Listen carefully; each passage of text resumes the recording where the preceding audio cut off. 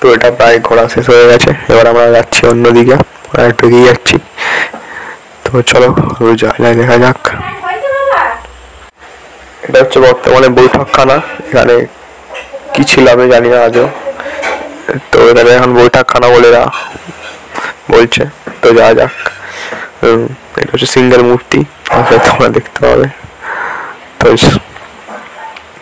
হচ্ছে এরিয়াটা প্রায় 2 বিঘা না কত বিঘা বল, 200 বিঘা জমির উপর নির্মিত এই বাগান বাড়ি, যেখানে আম গাছ বা বিভিন্ন ফলের গাছের অভাব নেই, সিজনে আসলে সবাই খেতে পাবে সেটা কথা নয়। তো এটা হচ্ছে জৈন মন্দির, জৈন মন্দির থেকে আমরা একটু এলে দেখতে পাবো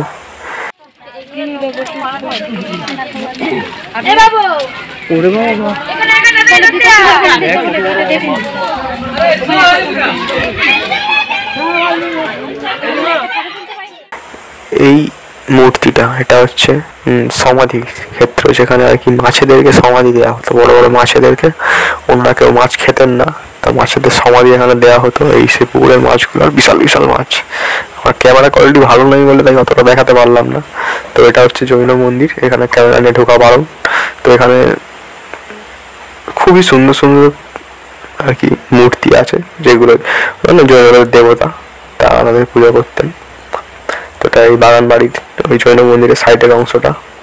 আর এটা হচ্ছে कुबेर का धन, यहाँ पे बहुत सारा सोना वोना था ना, वो सब रखता था। तो मजा करছিলাম, যাই হোক।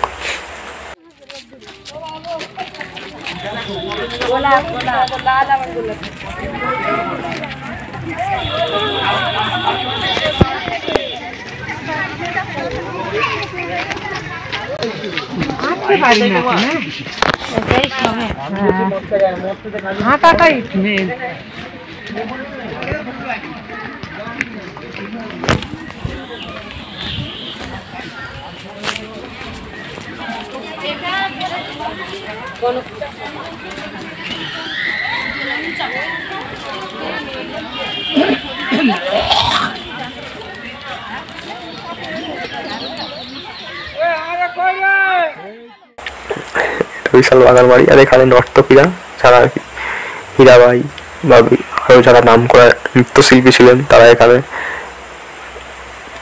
নিজের নৃত্য